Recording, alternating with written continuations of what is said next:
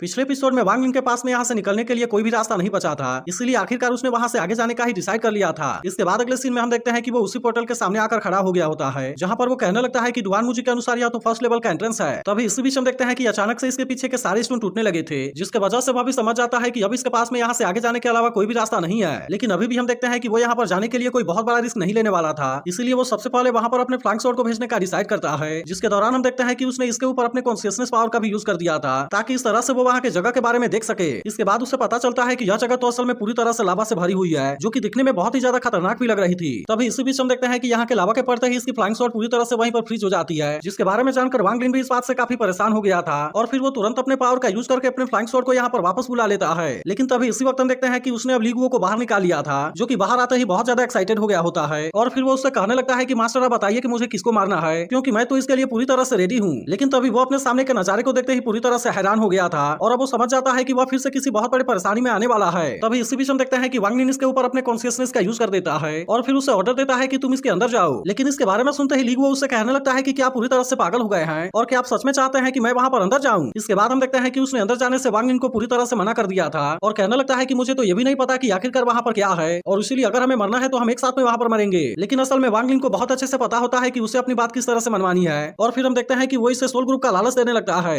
जिसके बाद हम देखते हैं कि ली गुओ भी इसके लालच में आने लगा था, लेकिन फिर वो नाटक करते हुए कहने लगता है कि मैं इसमें नहीं आने वाला। तब इसकी ऐसी बात सुनते ही वांग लिन तुरंत अपने लाइटनिंग पावर का यूज करके इसके ऊपर अटैक करने लगता है। जिसके बाद हम देखते हैं कि ली गुओ भी अब इसकी बात मानने के लिए रेडी हो गया था और फिर वो इसके दिए हुए सोल ग्रुप को लेने के लिए भी रेडी हो जाता है। लेकिन तभी वांग लिन उससे कहता है कि ये तुम्हें वापस आने के बाद मिलेगा। जिसके बाद हम देखते हैं कि इस बात से ली गुओ भी काफी परेशान हो गया था और फिर आखिरकार वो यहाँ से अंदर जाने के लिए रेडी हो जाता है। वहीं दूसरी तरफ हम देखते हैं कि वांग लिन भी अपने कॉन्शियसनेस पावर का यूज करके वहाँ पर देखने लगा था, जहाँ पर उसे पता चलता है कि इस जगह में तो तीरों की बरसात हो रही है और अब इसके बारे में जानकर वह भी काफी परेशान हो जाता है। तभी इसके कुछ देर के बाद हम देखते हैं कि ली गुओ भी भागते हुए वहाँ से बाहर आता है, जो कि कई सारे तीरों के अटैक की वजह से बुरी तरह से जख्मी हो गया था और फिर वो वांग लिन से सोल ग्रुप को देने के लिए कहता है। जिसके बाद हम देखते हैं कि इसे निकलने के बाद वह फिर से रिकवर हो जाता है। वहीं उधर वांग लिन को ऐसा लगने लगता है कि फर्स्ट लेवल यिन यांग और 5 एलिमेंट से रिलेटेड है, लेकिन असल में वो इनमें से केवल अर्थ स्केप टेक्निक के बारे में जानता था, इसलिए वो कहने लगता है कि अर्थ में तो इसका बहुत सारा एडवांटेजेस है। वहीं दूसरी तरफ हम देखते हैं कि ली गुओ भी पूरी तरह से रिकवर हो गया होता है, जिसके बाद वो कहने लगता है कि अब तो मैं वहाँ पर कई बार भी जाने के लिए रेडी हूँ, क्योंकि मुझे ऐसा लगता है कि ऐसा करने के लिए वो मुझे बहुत सारे सोल को खाने के लिए देगा और इस तरह से मैं हो सकता है कि पावरफुल बनकर उसे एक बार मार दूं। इसके बाद वो वांग लिन के पास आकर कहता है कि मास्टर क्या मैं फिर से वहाँ पर जाऊँ। जिसके बाद हम देखते हैं कि वांग लिन भी मुस्कुराते हुए उसे बहुत सारा सोल ग्रुप दे देता है, जिसके बारे में देखते ही ली गुओ भी इस बात से बहुत ज्यादा खुश हो गया था और फिर वो इसके लिए वांग लिन को थैंक यू भी कहता है। इसी के साथ वो कहने लगता है कि मैं तो आपके लिए कहीं भी जाने के लिए पूरी तरह से रेडी हूँ और फिर हम देखते हैं कि वो सोल ग्रुप को लेने के बाद फिर से अंदर की तरफ चला गया था। लेकिन इस बार हम देखते हैं कि वो किसी बहुत ही कोल्ड जगह में आ गया होता है, जिसके वजह से वो इसके पावर के सामने कुछ भी नहीं कर पाया होता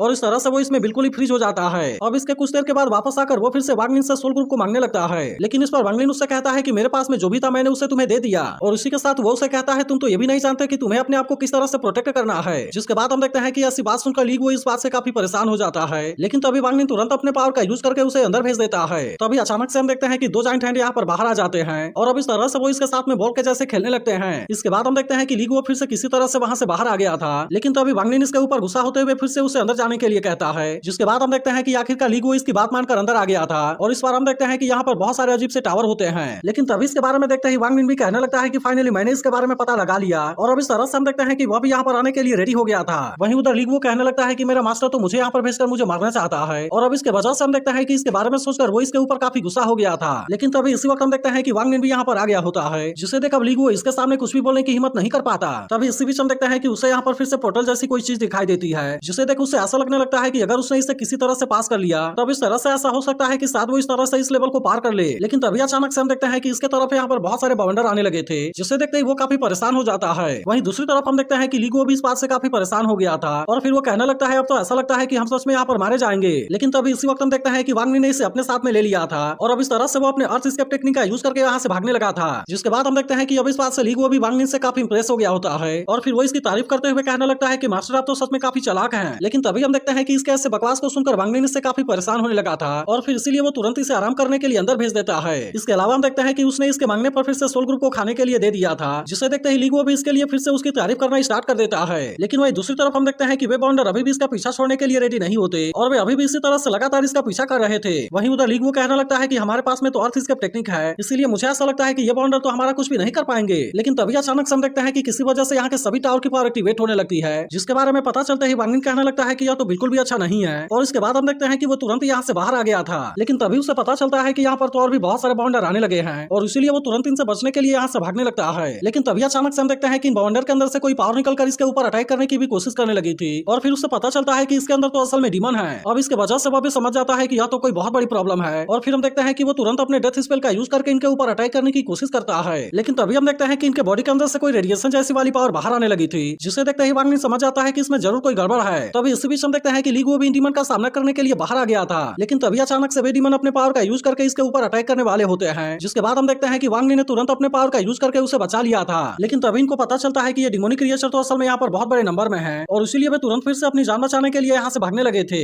लेकिन अभी भी हम देखते हैं कि वे क्रिएचर इनको इतने आसानी से यहाँ से भागने नहीं देना चाहते थे और इसीलिए वो तुरंत सामने से आकर अपने पावर का यूज करके इसके ऊपर अटैक कर देते हैं। जिसके बाद हम देखते हैं कि वांगनिन भी इनका सामना करने के लिए अपने फ्लैंक स्वॉर्ड और डेथ स्पेल का एक साथ में यूज करने लगा था और इसका यूज करके वो इनको यहाँ पर मारने लगता है। इसके अलावा हम देखते हैं कि वो अपने कॉन्शियसनेस का यूज करके यहाँ पर देखने लगा था और तभी उसे एक ब्लैक टावर के चारों तरफ कोई पावर जनरेट होती हुई नजर आती है। तब इसे देखते ही वांगनिन समझ जाता है कि इसमें जरूर कोई बात है और अब इस तरह से हम देखते हैं कि वो अपने चारों तरफ एक बैरियर को क्रिएट करके उसके तरफ जाने लगा था। लेकिन अभी भी हम देखते हैं कि वे डिमन क्रिएचर अपने पावर का यूज करके इसके ऊपर अटैक कर रहे थे, जिसके वजह से ली गुओ भी इस बात से काफी परेशान होने लगता है और फिर उससे कहने लगता है कि क्या मास्टर आप सच में पागल हो चुके हैं। लेकिन इसके बाद भी हम देखते हैं कि वो इसी तरह से ब्लैक टावर की तरफ जाने लगा था, मगर तभी इसी बीच में डिमन इसके बैरियर को तोड़ने में कामयाब हो गए थे और अब इस तरह से एक छोटे से डिमन ने इसके फेस के ऊपर कट लगा दिया था। लेकिन इसके बाद भी हम देखते हैं कि वांगनिन किसी तरह से टावर के अंदर आने में कामयाब हो गया था, जिसके बाद वो नोटिस करता है कि अब कोई भी क्रिएचर इसके अंदर आने की कोशिश नहीं कर रहा और इसीलिए वो समझ जाता है उसने जैसा उम्मीद किया था कि इसके ऊपर बैन लगा हुआ है। लेकिन इसके बाद भी हम देखते हैं कि वांगनिन यहाँ पर बहुत ही बुरे तरीके से फंस गया था, क्योंकि वो जैसे ही यहाँ से बाहर जाएगा वे डिमोनिक क्रिएचर फिर से इसके ऊपर अटैक करना स्टार्ट कर देंगे। तब इसे देख ली गुओ भी कहने लगता है कि अब तो वांगनिन यहाँ पर सच में बहुत ही बुरे तरीके से फंसा हुआ है और इसीलिए जैसे ही सही समय आएगा मैं उसे निकल जाऊंगा। लेकिन तभी हम देखते हैं कि वांगनिन मुस्कुराने लगा था और फिर वो ली गुओ से बाहर आने के लिए कहता है। लेकिन तभी हम देखते हैं कि इसे स्माइल करता हुआ देख ली गुओ इस बात से काफी परेशान होने लगा था और फिर वो सोचने लगता है कि आखिरकार वो इस तरह से स्माइल क्यों कर रहा है और कहीं ऐसा तो नहीं कि आज यहाँ पर मेरा सेक्रीफाइस होने वाला है। लेकिन तभी इसी बीच हम देखते हैं कि वांगनिन ने इसे खाने के लिए बहुत सारा सोल ग्रुप दे दिया था, जिसे देखते ही ली गुओ भी इस बात से बहुत ज्यादा खुश हो गया होता है और फिर वो कहने लगता है कि अगर ऐसी बात है तो फिर मैं आपके लिए कुछ भी करने के लिए रेडी हूँ। तभी वांगनिन उसे कहता है कि तुम एक बाउंडर के ऊपर उड़ने के लिए कोशिश करो, लेकिन तुम ज्यादा हाइट पर फ्लाई करने की कोशिश मत करना। जिसके बाद हम देखते हैं कि इसके बारे में सुनते ही ली गुओ इस बात से काफी परेशान हो गया था, लेकिन इसी के साथ उसके पास में उसकी बात मानने के अलावा और कोई ऑप्शन भी नहीं होता। जिसके बाद हम देखते हैं कि वो इसके लिए तुरंत ही बाहर आ गया था और अब उसे ऐसा लग रहा था कि वह तो यहाँ पर आजाद हो गया है। इसके बाद हम देखते हैं कि वो यहाँ से फ्लाई करके भागने के लिए कोशिश करता है, लेकिन तभी हम देखते हैं कि वो यहाँ ऊपर लगे हुए बैरियर की वजह से कुछ भी नहीं कर पाता और अब इस तरह से वो एक बाउंडर के अंदर गिरने लगा था। वहीं दूसरी तरफ हम देखते हैं कि वांगनिन भी सारी चीजों को देख रहा होता है और फिर वो कहने लगता है कि मेरा तो यह अनुमान भी बिल्कुल सही निकला और ऐसा लगता है कि यहाँ पर हवा में रिस्ट्रिक्शन लगा हुआ है। लेकिन तभी इसी बीच हम देखते हैं कि ली गुओ उन डिमोनिक क्रिएचर के साथ में फाइट करने लगता है और इस तरह से वो इनमें से बहुत सारों को मारकर वहां से बाहर आ गया था। इसके बाद वो इसे बताने लगता है कि हवा में फ्लाई करने से रोकने के लिए कोई बैरियर लगा हुआ है। इसके अलावा मैं तो एक बाउंडर के बीच में भी गया था जहाँ पर मैंने देखा कि वे तो बहुत बड़े नंबर में हैं, लेकिन इसी के साथ वो कहने लगता है कि वह तो मेरे सामने कुछ भी नहीं कर पा रहे थे और मैं उन सभी को मारते हुए वहां से बहुत ही आसानी से बाहर आ गया। तब इसकी ऐसी बात सुनकर वांगनिन उससे पूछता है कि क्या तुम्हें उनसे डर नहीं लग रहा था। जिसके बाद ली गुओ कहता है कि शुरुआत में मुझे तो काफी हर्ट हुआ, लेकिन जब वे मेरे ऊपर अटैक करने के लिए आने लगे तो मैं भी उनको निगलने लगा। तब इसके बारे में जानकर वांगनिन उससे कहता है कि जब तुम उनको एक एक करके निकल रहे थे तो क्या वे तुम्हारे खिलाफ सच में कुछ भी नहीं कर पा रहे थे। तब इसकी ऐसी बात सुनकर ली गुओ भी कहने लगता है कि यह तो सच में बहुत ही अजीब है, क्योंकि मेरे साथ में तो ऐसा वहाँ पर कुछ भी नहीं हुआ। जिसके बाद हम देखते हैं कि वांगनिन समझ गया था कि ये डिमोनिक क्रिएचर असल में खुद पावरफुल नहीं है और इसीलिए ऐसा है तो अगर उसने किसी पावरफुल इंडिविजुअल को अपना पालतू बना लिया तब इस तरह से वह तो इन छोटे छोटे डिमोनिक क्रिएचर को बहुत ही आसानी से कंट्रोल कर पाएगा। अब इसी के बारे में सोचकर वो ली गुओ से कहता है कि तुमने वहाँ पर जितने भी सोल को निकला हुआ है उनको बाहर निकालो। जिसके बाद हम देखते हैं कि इसकी ऐसी बात सुनकर ली गुओ भी इसे थोड़ा सा परेशान हो जाता है, लेकिन आखिरकार वो इसकी बात मानकर निकले हुए सोल को बाहर निकालने के लिए रेडी हो गया था। जिसके बाद हम देखते हैं कि वांगनिन तुरंत यहाँ पर अपने पावर का यूज करके किसी फॉर्मेशन को एक्टिवेट करने लगता है और अब इस तरह से वो इसके पावर का यूज करके इन सारे सोल को एक साथ में कनेक्ट करने लगा था। जिसके बाद हम देखते हैं कि ली गुओ भी इस बात से काफी परेशान होने लगता है, क्योंकि उसे बिल्कुल भी समझ में नहीं आ रहा था कि आखिरकार वांगनिन यहाँ पर करना क्या चाहता है और इसीलिए वो हैरान होता है कि आखिरकार वो यहाँ पर क्या करेगा। तभी वांगनिन कहने लगता है कि छोटे बीच का सोल फ्यूजन तो असल में बहुत ही अच्छा है और इसीलिए अगर उसने किसी तरह से इनके कॉपी को क्रिएट कर लिया तब इस तरह से वह तो उन सारे छोटे क्रिएचर को बहुत ही आसानी से कंट्रोल कर पाएगा। लेकिन तभी हम देखते हैं कि उसे ऐसा करता हुआ देख ली गुओ इस बात से काफी परेशान हो गया था और फिर वो कहने लगता है कि वह तो असल में यहाँ पर किसी डीमन को क्रिएट करने की कोशिश कर रहा है, जिसके वजह से वो तुरंत अपनी जान बचाकर यहाँ से भागने का डिसाइड कर लेता है। तभी वांगनिन उससे कहता है कि जाओ और फिर से बहुत सारे सोल को पकड़कर यहाँ पर लाओ। जिसके बाद हम देखते हैं कि वो इसके पावर से डरकर आखिरकार इसकी बात मानने के लिए रेडी हो गया था और जबकि वहीं उधर वांगनिन अपने पावर का यूज करके डीमन को क्रिएट करने में कामयाब हो जाता है। जिसके बाद हम देखते हैं कि वो डीमन सच में यहाँ के सारे छोटे डीमन को अपने कंट्रोल में करने लगा था। जिसके बाद वांगनिन को पता चलता है कि ये बाउंडर तो असल में छोटे क्रिएचर के द्वारा ही क्रिएट किए गए हैं और अब इस तरह से वो अपने बनाए गए डीमन की मदद से उसे कंट्रोल करके यहाँ से आगे की तरफ जाने लगा था।